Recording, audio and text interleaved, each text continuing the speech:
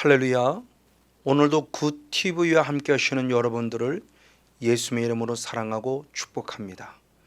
우린 지금 계속해서 가나안의 영성에서 가나안의 7 족속과 싸워 이긴 자들이 지켜야 될 사후관리 차원 속에서 예배론에 관하여 말씀을 나누며 은혜를 받고 있습니다. 그 가운데 이제 오늘은 바로 예배론의 4번째 시간으로서 함께 은혜를 나누기 원합니다. 하나님은 하나님의 나라를 상징하는 에덴 동산을 창설하신 이후 그 에덴 동산을 다스리게 하기 위해서 창세기 1장 26절의 말씀에 하나님의 형상을 따라 사람을 짓겠다라고 결정을 내리셨습니다. 그리고 그 하나님의 형상을 따라 사람을 창조하기 위해서 창세기 2장 7절 말씀에 하나님께서 흙으로 사람을 만드시고 그 코에 생기를 불어넣으심으로 생영이 되는 영적인 사람을 만들었다라고 성경은 기록하고 있습니다.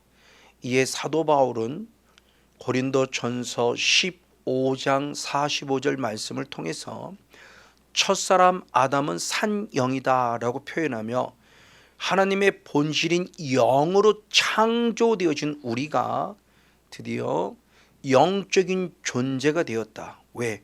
나를 창조한 하나님이 본질이 영이기 때문에 그 영에 의한 하나님의 형상으로 창조된 우리도 영적인 존재가 되었다는 사실을 강조해 줍니다.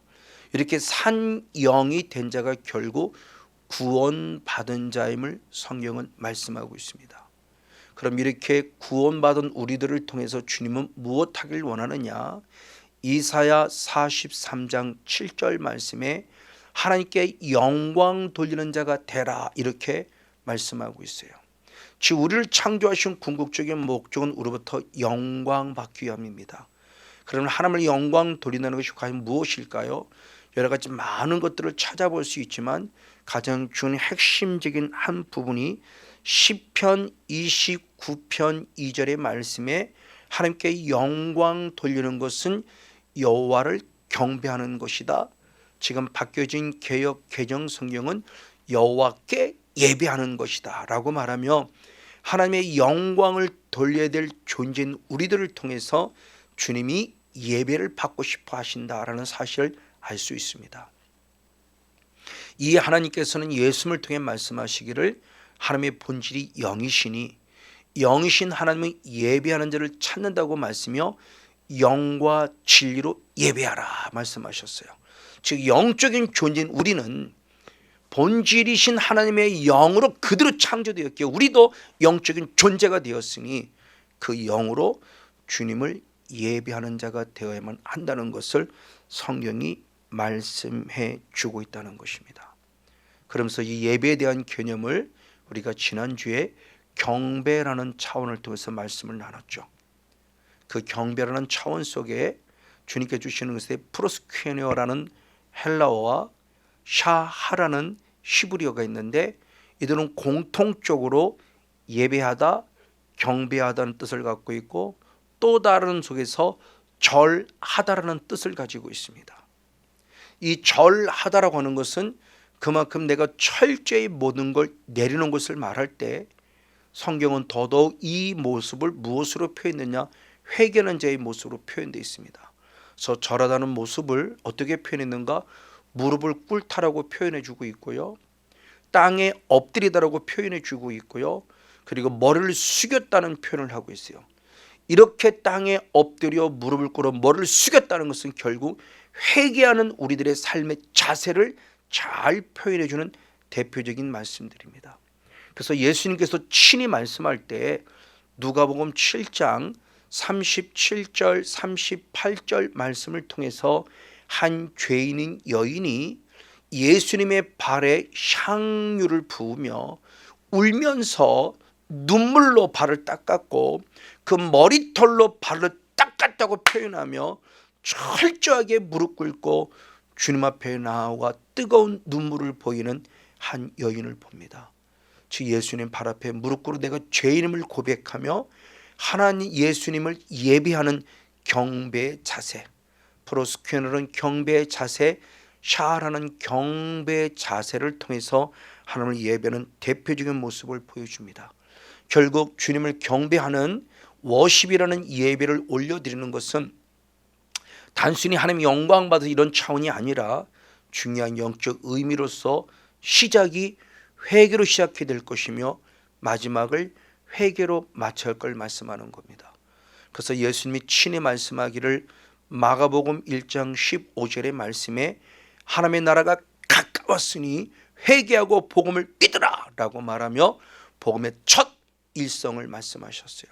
그리고 사도 바울을 통해서 마지막 우리가 구원에 이르기 위해서는 고린도후서 7장 10절의 말씀에 하나님의 뜻대로 하는 근심은 구원에 이르게 하는 회개를 이룬다라고 말씀하며 정말 중요한 모습이 구원에 이르기 위해서는 회개를 이룬다고 표현하면서 시작도 회개로 시작했으면 마지막도 회개로 마치며 우리가 성막에 들어갈 때 번제단의 예수의 피로 시작했으면 마지막 지성소의 속죄에서 또 예수의 피로 마무리 지어야하듯이 경배한다는 것은 철저히 회개로 시작해서 회개로 마치는 거룩한 예배자가 될 것에 대한 부분을 말씀하고 있다는 사실을 우리가 지난주에 말씀을 통해 잠시 은혜를 나누었습니다. 이제 오늘은 지난주에서 또 다른 예배의 개념을 찾아볼 때 오늘 본문 마태복음 4장 10절의 말씀에 사탄아 물러가라 그러면서 주 너의 하나님을 경배하고 그리고 바로 하나님을 섬겨라 라고 말합니다. 경배에 관한 부분은 지난주에 말씀을 나눴고 오늘 나타난 또 다른 부분을 예배의 개념을 말할 때 섬기라 라고 말합니다. 이 섬기라는 헬라어 원어가 라투리오라는 원어입니다. 라투리오라는 원어는 섬기다, 봉사하다는 동사예요. 영어로 말하면 서브입니다. 섬기다, 봉사하다. 그래서 디모데후서 1장 3절에 바울이 바라보며 디모데의 모습을 보면서 그의 할머니 어머니 로이스와 유니게 신앙을 이어받은 디모데가 조상적부터 섬겨오던 하나님께 감사했다고 말할 때 그 섬겨온다는 그 섬김이 라투리오라는 원어예요. 하나님을 섬기는 겁니다. 바로 섬김이 우리에게 예배의 자셈을 말씀해줘요. 근데 하나님만이 아니에요. 로마서 1장 25절의 말씀을 보면은 바로 피조물이 조물주보다 더 경배하고 섬김이라고 말씀하며 우상이 바로 우상 숭배가 창조주 하나님보다 더 철저히 경배하고 섬겼다고 말할 때 그때도 라투리오라는 원어를 사용해요. 그러니까 하나님만을 섬기는 것이 아니라 우상도 귀신도 사탄도 섬긴다고 성경이 말씀해요. 자, 이 모습을 통해서 섬긴다는 이것이 영의 세계 속에서 하나님을 섬기든 때로는 귀신을 섬기든 지금 우리는 과연 그럼 누구를 섬기고 있을까요? 이 하나님께서는 신명기 10장 12절의 말씀을 통해서 하나님의 거룩한 요구가 있다. 그 요구는 뭐냐? 여호와를 경외하라는 겁니다. 그리고 마음을 다하고 목숨을 다하고 힘을 다해서 여호와를 섬기라 라고 표현합니다. 이게 주님의 거룩한 요구인데 이때 섬기다는 히브리 원어가 아바드라는 원어입니다. 아바드라는 원어 자시 역시 똑같이 동사로서 섬기다 봉사하다요. 그래서 하나님을 섬기다 하나님께 봉사하다 하나님을 위해 일하다 라는 그런 뜻을 가지고 있습니다. 아바드라는 원어 뜻에서 그래서 일하다는 뜻을 가져요. 그래서 대표적으로 바로 출애굽기 23장 25절의 말씀에 여호와를 섬기라 아멘 그리하면 여호와께서 우리의 양식과 물의 복을 내려주시고 중한 병에서 제해주리라 라고 말하며 질병에서 건강을 지켜주실 것을 약속해 언제? 주님을 섬길 때 그때가 바로 아바드예요. 그러한 반면에 출애굽기 23장 33절의 말씀에 우상을 섬기면 즉 다른 신을 섬기면 반대로 우리가 그 신을 위해서 올무 재앙을 받으라고 말하며 올무에 걸릴 것을 말할 때 그 다른 신 우상을 섬기는 것도 아바드라고 해석이 되어져 있습니다. 자, 이 말씀을 잘 이해해야 됩니다.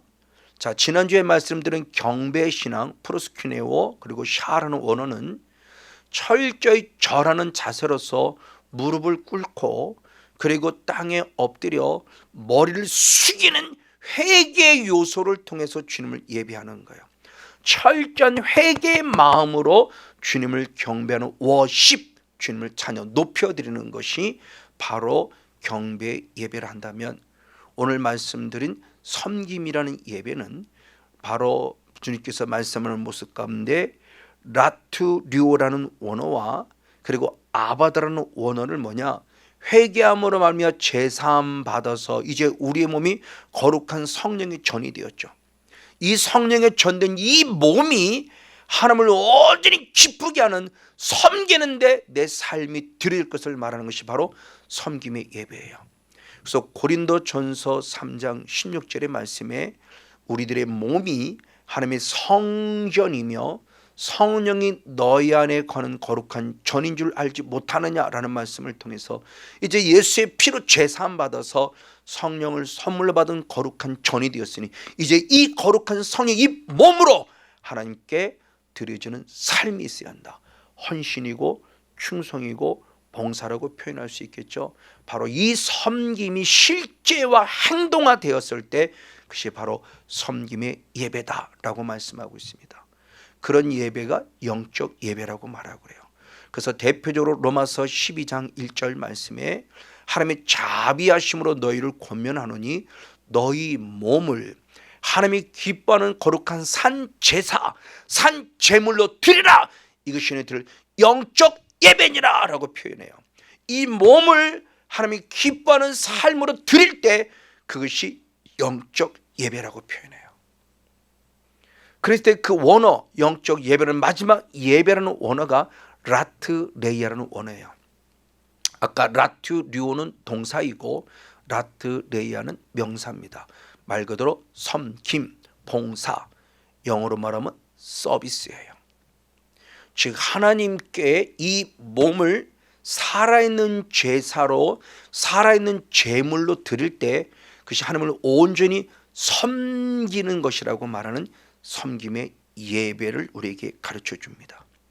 즉 이 몸으로 하나님을 온전히 예배하는 것이에요. 워십이라고 하는 모습은 회개를 통해서 내가 죄임을 고백하며 내 죄를 사하신 하나님을 높여드리는 것이 워십이라 한다면, 바로 섬김이라고 하는 서비스는 내 삶을 통해서 하나님의 살아계심을 감사하며 드려지는 삶입니다. 그게 충성으로 드려진, 헌신으로 드려지든 봉사로 드려지든 기도로 드려지든 내 삶 속에서 살아있는 삶을 드리는 거예요.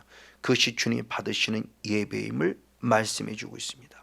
이걸 또 다른 말로 표현하면 결국 뭐냐, 요한복음 3장 36절의 말씀에 요한복음 3장 16절에 아들을 믿는 영생이 있고, 그럼 요한복음 3장 10절의 영생으로 끝남이 아니라 이어서 순종치 아니하면이라고 말하며, 믿는 자는 반드시 순종이 따라야 되는데 순종치 아니하면 영생을 보지 못하고, 영생이 있었는 영생을 보지 못한대요. 그리고 도리어 하나님의 진노가 내 위에 머물러 있느니라 말하는 아주 충격적인 얘기를 합니다.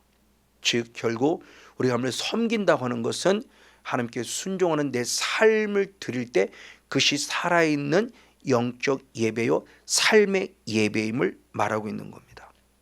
그래서 주님께서는 우리의 믿음이 이제 성막 번제단체에서 지성소까지 이르렀을 때 바로 시브리서 10장 22절 말씀이 아주 중요한 말씀을 말씀했죠. 그 말씀이 바로 예수의 피가 우리의 마음의 뿌림을 받아 양심의 약을 깨달았으면 물뜸을 통하는 몸을 맑은 물로 씻었기에 참 마음과 온전한 믿음으로 하나님께 나아가는, 이게 지성소까지 나아가는 믿음일 때 온전한 믿음으로라고 표현했어요. 믿음으로 믿음에 이를 때, 믿음에 이르는 마지막 신앙은 온전한 믿음입니다. 그러면 온전한 믿음은 무엇일까요?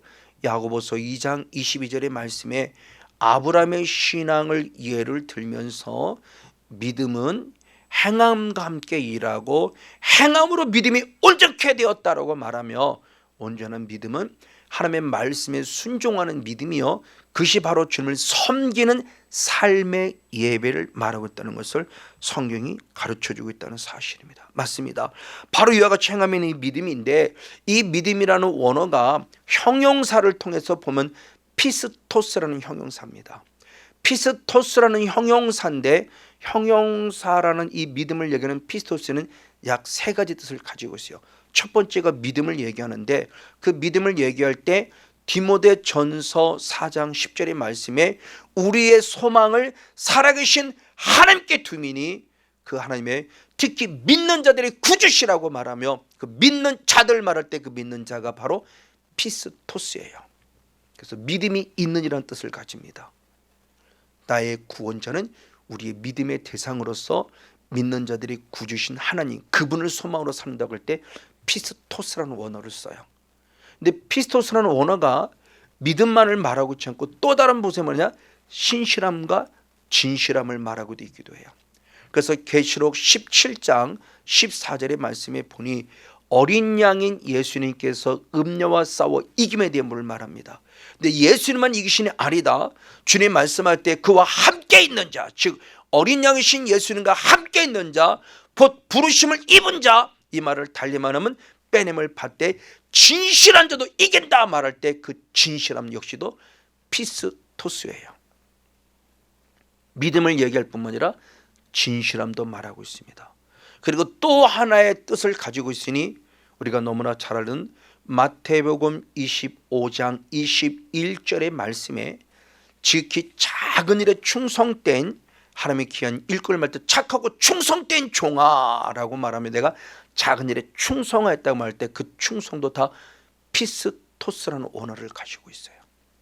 자, 그러면 피스토스라는 이 형용사지만 이 원어를 통해 살펴봤을 때 결국 믿음이 뭐냐는 그냥 믿습니다가 믿음이 아니고, 믿음에는 섬김을 통한 예배자로서의 삶 속에서 무엇이 따라야 되느냐, 충성이라는 열매가 따라야 되고 신실함이라는 열매가 따라 붙어야 이게 섬김의 예배예요. 이게 주님을 섬기는 자입니다. 맞아요. 이 말을 역으로 표현하면 내가 아무리 믿음이 있는 것 같은데도 불구하고 하나님께 충성하지 못하고 신실하지 못하면 결국 믿음이 없는 자예요. 대표적으로 바리새인들이죠. 바리새인들은 누구보다 주님을 잘 믿는 것 같은데 실제로는 자기들의 삶을 그렇게 살아가지 않아요. 그래서 주님 말씀할 때 가식하고 외식하는 자들하고 책망한 게 바로 그거예요. 왜? 그들은 충성이 없어요. 그들은 진실함이 없어요. 이게 실제라는 부분입니다. 정말 저 여러분 믿음을 갖고 있습니까? 그러면 섬기는 예배를 통해서 충성으로 섬김의 예배를 보여드려야 되고 신실함으로 섬김의 예배를 보여드려야만 합니다. 그렇지만 어느 순간 나는 바로 가식하고 외식하는 자가 되고 말아요. 그럼 가식하고 외식하는 자의 결말은 뭐냐? 마태복음 23장 33절의 말씀에 이 독사의 자식들아, 내가 지옥의 판결을 피하겠냐 말하며 누구보다 주님을 믿는 자라고 말했지만 결국 지옥 백성이 됐어요. 왜? 충성하지 않았어요. 신실하지 않았어요. 가식했어요. 결국 믿음이 없는 자였어요. 얼마나 충격적인 말인지 모릅니다. 맞습니다. 바로 이런 모습들을 통해서 저와 여러분의 삶의 모습이 하나님이 온전히 드러질 텐데, 그 온전함의 모습 가운데 대표인물이 바로 예수 그리스도입니다. 그래서 예수님 스스로가 바로 히브리서 5장 8절과 9절의 말씀에 고난을 통해서 순종을 배웠다고 표현하며 그때 온전하게 되었은지라고 말하며 순종하는 모든 자들에게 구원의 근원 되셨다 그래요. 그냥 믿습니다로 끝남이 아니라 그 믿음에는 반드시 순종에 따라서 온전하게 되어져서 우리들에게 앞으로 예수 그리스도를 따라 순종하는 모든 자들에게 구원의 근원 됐다고 말하며 우리에게 주님을 섬기는 삶의 예배가 무엇이냐? 바로 말씀 안에 순종하는 것을 보여줍니다. 그 대표적인 예를 통해서 아브라함을 통해서 볼 수 있게 됩니다.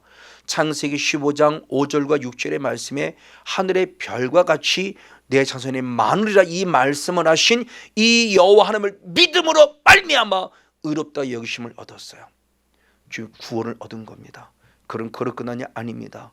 더 나아가 창세기 22장 12절의 말씀에 독자 이삭을 바치할 때 순종을 바치는 순간 이제야 네가 나를 경외하는 줄 알았다라고 말하며 그의 믿음을 옳다 인정해 주었어요. 즉 우리들의 삶이 하나님 앞에 온전히 섬기는 예배라는 것은 다른 것이 아니라 찬양을 부르고 기도한다는 것도 있지만 내 삶의 영역에 살아계심을 인정하고 그분 앞에 내 삶을 드렸을 때 옳다 인정을 받아야 돼요. 그래서 야고보서 1장 12절의 말씀에 시험을 참는 자가 옳다 인정을 받았고 바로 그 사람이 생명의 멸류관을 받는다고는 표현을 통해서 우리에게 참 신앙의 도가 무엇인가를 가르쳐 줍니다. 그래서 그렇게 칭찬받는 교회가 있으니 바로 서문화교회입니다. 그래서 요한계시록 2장 10절의 말씀에 10일 동안 환난의 것을 말씀한 그들에게 죽도록 충성하라 그리하면 생명의 멸류관을 약속하면서 그 충성하라가 피스토스예요. 믿음이 있는 자만이 충성할 수 있다는 거죠. 더 나아가 빌라델비아 교회입니다. 그래서 요한계시록 3장 8절 말씀에 능력은 적으나 말씀을 지켰다 그럽니다. 뺏기지 않았다. 그리고 예수님을 배반하지 않았다. 내 삶을 통해서 말씀의 통치를 받았고 주님을 배반하던 삶의 영역을 통해서 중요하죠. 바로 하나님의 오시는 기뻐하는 교회, 즉 섬기는 예배가 있었기에 빌라델비아 교회가 인정받았다는 걸 성경은 말씀합니다. 이에 사도 바울도 섬기는 자의 삶 속에서 로마서 14장 8절 말씀에 살아도 주를 위해 살고 죽어도 주를 위해 죽나니 사나 죽으나 나는 주의 것이라고 표현하며 정말 그 주를 위해 철저히 섬기는 자의 삶을 살아가는 삶의 예배자가 되었다는 것을 가르쳐 주고 있습니다. 맞습니다. 이게 주님을 섬기는 자의 삶이에요. 충성을 통해서 신실함을 통해서 내 믿음을 보여드리는 겁니다. 사도 바울의 고백처럼 마지막까지. 그래서 사도 바울은 고린도전서 15장 10절의 말씀에 나를 구원하는 것이 하나님의 절대적 은혜이며 이 은혜를 헛되이 하지 않게 하여 다른 사도보다 더 많이 수고했는데 이 수고마저도 하나님의 은혜라고 고백해요. 이게 진짜라는 거죠. 이게 우리가 섬기는 자의 삶의 예배를 표현해 줍니다. 자, 그런데 우리가 좀 더 말씀을 깊이 보면서 지난주 말씀에 바로 프로스큐네어는 예배는 푸뉴마라는 영을 통해서 드린 예배였어요. 즉 성령을 통해서 회개해 주께 드려진 예배입니다. 그런가 반면에 오늘 로마서 12장 1절 말씀에 영적 예배할 때 그 영은 푸뉴마가 아닙니다. 그 원어는 로기코스라는 원어예요. 로기코스는 뜻을 살펴보면 합당하다, 합리적이다, 이성적이다, 말씀에 의한 이런 뜻을 가지고 있어요. 근데 이것이 그래서 로마서 12장 1절 말씀 마지막 영적 예배를 킹제임스 흠정역 번역본에서는 합당한 섬김이다 이렇게 표현했어요. 영을 합당하다 예배를 섬김이라고 직역했을 때 영적 예배가 뭐냐? 가장 주님을 합당한 섬김이 내 삶의 영역에서 주님을 온전히 헌신하는 것에 대한 부분을 말씀하고 있다는 거죠. 그런 로기코스라는 원어가 어떻게 해서 합당하고 합리적이 된 거냐? 그 근원이 로고스라고는 하나님의 말씀에서 파생되진 단어입니다. 즉 하나님의 말씀인 로고스를 통해서 만들어진 단어가 로기코스인데 그것이 가장 합리적이고 합당하다는 뜻이에요. 즉 말씀이 우리가 가장 합리적이고 합당이 된다는 겁니다. 즉 영의 세계는 신비의 세계예요. 말씀도 영의 세계를 말합니다. 그러나 신비의 세계지만 이 신비의 세계가 신비주의에 빠지라는 건 아니에요. 신비의 세계일수록 더 논리적이어야 되고 더 합리적이어야 되고 더 합당해야 되고 더 이성적이어야 됩니다. 그 근원이 말씀이라는 거예요. 그러니까 말씀에서 벗어난 삶은 신비주의에 빠질 수밖에 없는 거죠. 말씀대로 살아가는 삶이 로기코스라는 바로 우리들의 삶에 있는 게 영적인 진정한 예배인 거예요. 맞아요. 신비주의가 영적 예배가 아니라는 겁니다. 그리고 마지막까지 말씀을 사모해야 돼요. 그래서 베드로전서 2장 2절의 말씀에 신령한 젖입니다. 로기코스예요. 더 말씀을 사모하라. 그래서 구원이 되도록 잘하라고 그랬습니다. 더더 말씀을 사모해서 말씀에 의한 거룩한 순종의 주인공. 그래서 주님 앞에 온전히 합당한 섬김을 통해서 온전히 예배의 성공자 저와 여러분 우리 모두가 되어지기를 예수님의 이름으로 간절히 축복하고 축원을 드립니다.